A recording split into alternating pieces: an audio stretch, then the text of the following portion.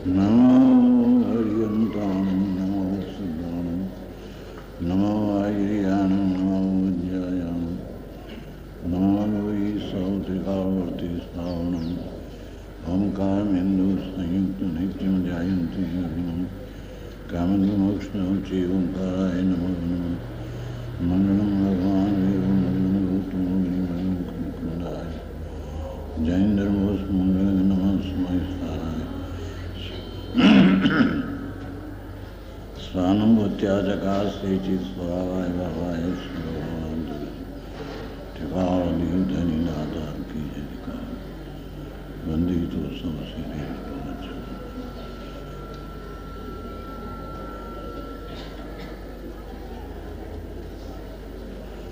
વચનામૃત 21 mode છે. 20 તો ચાલ્યા. જે વિચાર કરવામાં અવકાશ હોય એને સમજવા માટે વાત છે બાપુ. હા, જેને હજી લૌકિક નીતિના ઠેકાણા ન હોય એને આ વાત સાંભળવા પણ એમને મળે નહીં. સાંભળવા મળે તો એને એવું રૂચે નહીં. લૌકિક નીતિ, જેને દારૂ માંસ અને પરિસ્ત્રીનો ત્યાગ, એ તો અનૈતિકનો ત્યાગ પેલો છે. દારૂ, શરાબ, માંસ અને પરિસ્ત્રી એનો ત્યાગ તો પહેલેથી ન હોય તો નરકગામી જીવ છે. એને માટે આ વાત નથી. જેને ચૈતનને ચૈતનમાંથી પરમેલી ભાવના છે. શબ્દ શું કે છે? આ ચૈતન આનંદ સ્વરૂપ ભગવાન, એને ચૈતનને ચૈતનમાંથી પરમેલી અંતરમાંથી થયેલી દશા, જેને સંસારના પાપના પરિણામ તો જાણે ન હોય, પણ જેને પુણ્યના પરિણામ પણ તેને રુચિ અંદરમાં ન હોય, જેને પાપના પરિણામ તીવ્ર છે એને તો આ સાંભળવામાં પણ એને અંતર ન રૂચે એવી ચીજ છે ભગવાન.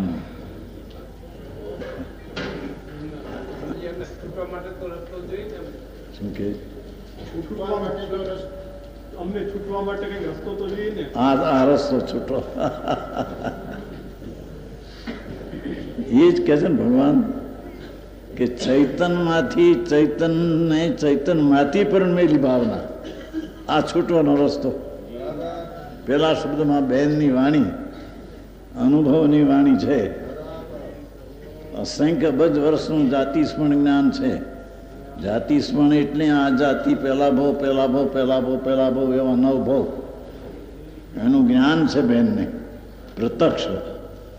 એના વર્ષ અસંખ્ય બજ વર્ષ થાય છે. કેમ કે સુધર્મ સ્વર્ગમાં ગયા હતા. હા, એમાં એમને કાલની વાત જેમ યાદ આવે એમ અસંખ્ય બજની વાત યાદ આવી છે. એ આવી વાત આવતા એને પહેલેથી એવું ઉગ્યું અંદરથી કે લૌકિક નીતિની જેને નથી ઠેકાણા એને તો આ ચૈતનની વાત બેસે નહીં કોઈ રીતે. સમજાય છે કાંઈ? જેને દારૂ, માંસ, માછલા અને પરિસ્ત્રી એનો જેને ત્યાગ નથી એને તો નૈતિક જીવનના પણ ઠેકાણા નથી. અહીં તો લોકોત્તર નીતિની વાત ચાલે છે. એ લૌકિક નીતિ છે. એવું તો સાધારણ સજ્જન જીવને એવી સ્થિતિ હોય નહીં. દારૂ, માંસ, મત્સ્ય, પરિસ્ત્રી એ સાધારણ લૌકિક નૈતિક જીવનમાં પણ તે વાત હોઈ શકે નહીં. અહીંયા તો એ ઉપરાંત જેને આત્માનું કલ્યાણ કરવું હોય ઓલામાં તો નરક ને નિગુદના ભાવ છે. જેને ચૈતનને ચૈતનમાંથી પરણમેલી, એ શું કીધું? ચૈતન સ્વરૂપ જે પુણ્યને પાપના વિકલ્પથી રહિત છે, તેવા ચૈતનને ચૈતનમાંથી પરણમેલી, એમાંથી થયેલી દશા. જરી ઝીણી વાત છે પ્રભુ, વાત તો એવી છે, એ કઈ નવી નથી, અનાદિથી આ વાત. જૈન પરમેશ્વર તીર્થંકર દેવ ત્રિલોકનાથ અનાદિથી એ વાત કહી રહ્યા છે. એ વાત કઈ નવી છે નહીં. એને સમજવા માટે નવી લાગે, પણ પરમાત્માની વાણી જીનેશ્વર ત્રિલોકનાથ એની દિવધની મહાવિદેહમાંથી તો અનાદિથી ચાલે છે. અહીંયા તીર્થંકરનો વિરહ પડે, ભરત અને હિરોતમાં. મહાવિદેહમાં કોઈ તીર્થંકરનો વિરહ ન હોય. હા હા હા, ત્યાં પણ અનંતવાર જન્મો છે અને સમુદ્રમાં પણ ગયો છે, પણ અંતરમાં અંદર ઘા વાગ્યો નથી આત્મામાં.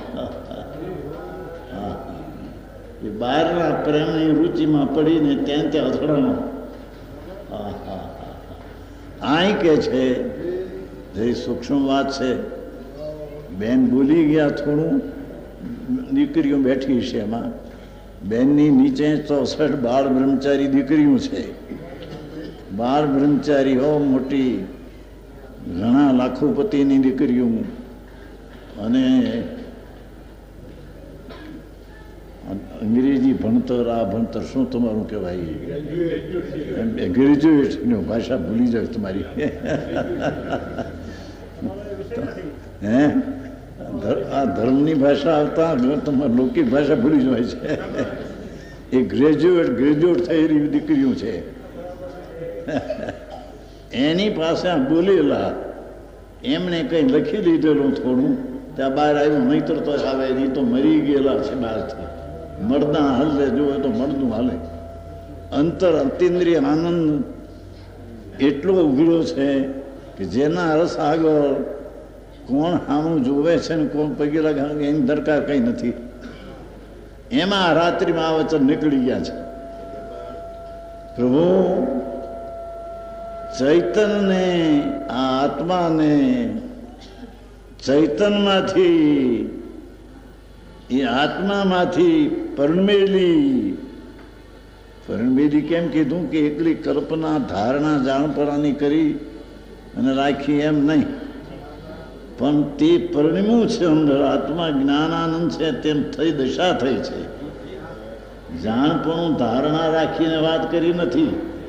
હા હા હા હા, જેને ચૈતનને ચૈતનમાંથી પરણમેલી. જે શબ્દ થોડા છે, ભાવ ઘણા ઊંચા છે. હા હા, સમજાય છે કાંઈ? ચૈતનને ચૈતન કેવો કોને?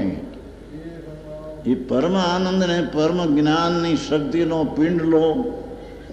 અતિન્દ્રિય આનંદને સચ્ચિદાનંદ પ્રભુ, દ્રૈવ સ્વભાવ જે અનાદિ આનંદ, એ ચીજને તો આવરણે નથી, એવી ચીજ અંદર છે. એવી ચીજની દ્રષ્ટિ થઈને ચૈતનને ચૈતનમાંથી, એમાંથી પરણમેલી દશા. હા હા હા, એટલે કે સંગક દર્શનની પર્યાય પ્રગટ કરવાની ભાવના. સમજાય છે કાંઈ? વાત તો અહીં બાપુ ભવન અભાવની છે, પણ બાકી બધું ઘણું જોયું થાય તો દુનિયાને. 72 વર્ષથી આ ચીજને તમે જોઈ છે. દુકાન ઉપર ઘરી દુકાન હતી, ત્યાં પણ હું તો શાસ્ત્ર વાંચતો. ઘરની દુકાન ચાલે છે મોટી, પાલેજમાં છે. તે 5 વર્ષ ત્યાં દુકાન ચલાવી, પણ હું તો આ વાંચતો શાસ્ત્ર. પૂર્વના સંસ્કાર હતા ને, તે ત્યારથી અંદરથી ઉગેલી વાત છે કે ચૈતનને ચૈતનમાંથી પરણમેલી.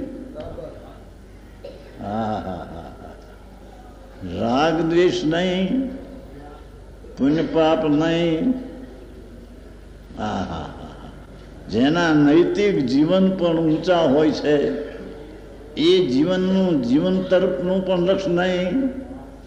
આહા, અંતરના ચૈતનમાંથી ચૈતન વસ્તુ છે તેવી દ્રષ્ટિ થતા તેમાંથી નીકળેલી પરિણમી દશા એ ચૈતનના પ્રવાહમાંથી પરિણમતી અવસ્થામાં પ્રવાહ આવ્યો. જેમ કૂવામાંથી પાણી આવે હવેડામાં એ પ્રાપ્તની પ્રાપ્તિ છે. એ કૂવામાં હતું એ હવેડામાં આવ્યું. હવેડો કે છે ને, હા હા, એમ ચૈતનમાં અંદર વસ્તુથી એમાંથી પરિણમેલી થઈ દશા એ ભાવના એટલી કે રાગ દેશમાંથી નહીં ઉગેલી.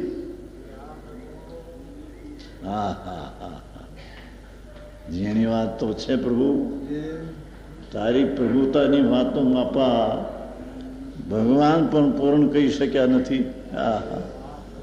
જે સ્વરૂપ સર્વજ્ઞે દીઠું જ્ઞાનમાં, જે સ્વરૂપ સર્વજ્ઞે દીઠું જ્ઞાનમાં,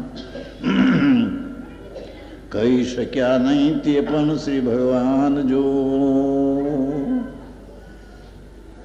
તે વાણીને અન્ય વાણી તે શું કહે, અનુભવ ગોચર માત્ર રહ્યું તે જ્ઞાન જો. શ્રીમદ રાજચંદ્ર થઈ ગયા છે, 33 વર્ષની ઉંમરે દેહ છૂટી ગયો છે, પણ એમને એકાવતારી થઈ ગયા છે. લાખોનો વેપાર ઝવેરાતનો હતો મુંબઈમાં, છતાં અંદરમાં ભીન પડી ગયેલો નાળિયેરનો ગોળો જેમ છૂટો પડે એમ ધર્મીને સમ્યક દર્શનમાં રાગથી અને દેહથી અંદર ભીન ગોળો ભીન પડી ગયો હોય છે. એ શ્રીમદે પોતે 33 વર્ષની ઉંમરમાં દેહ છૂટી ગયો, છતાં એનો અનુભવની દ્રષ્ટિના જોરથી એટલું બધું આવ્યું હતું કે અમારે હવે એકાદ ભાવ કરવાનો છે બાપુ. અમે હવે અમારા સ્વદેશમાં જવાના છીએ. અમારો સ્વદેશ અંદર ચૈતન ભગવાન એ મારો દેશ છે. આ દેશ નહીં, અરે પુણ્યને પાપના પરિણામ પણ પ્રભુ અમારો દેશ નહીં. એ વાત આવી ગઈ બહેનમાંથી પ્રમદી કઈ હતી આવશે અંદર 401 પાની છે, 401 બોલ છે. હા હા હા, આ તો સંસારથી પાગલ થાય તેની વાતો છે.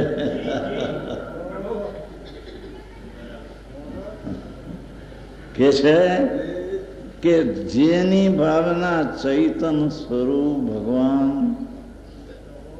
એમાંથી ઉગેલી પ્રગટેલો અંકુરો પ્રણમીને તે પર્યાય કેવી હોય છે ભાવના કે જેમાં પુણ્યને પાપના રાગ દ્વેષ રહિત ભાવના હોય છે. છે એટલે કે રાગ દ્વેષમાંથી નહીં ઉગેલી એવી ભાવના. હા હા હા હા, અરે રે આવો અવતાર મળ્યો ને એમાં જો કર્યું નહીં આત્માનું કાંઈ, ફરીને મનુષ્યનું પ્રભુ ક્યારે મળશે? 84ના અવતારમાં રખડી મર્યો છે અનંતકાળથી. નરકને નિવેદના દુઃખો, તારા દુઃખો દેખી દેખનારને રોણા આવ્યા છે બાપા. એવા દુઃખો સહન કર્યા છે, ભૂલી ગયો પણ મારો. જરી કંઈક સગવડતા બહારની મળી, 2-5 કરોડ રૂપિયા મળ્યા અને છોકરા છોડ્યું કંઈક ઠીક થઈને શરીર જેવી રૂપાળું મળ્યું થઈ મરી ગયો એમાં. મારી ચીજ અંદર કોણ છે એને જોવા માટે, વિચારવા માટે અવકાશ પણ લેતો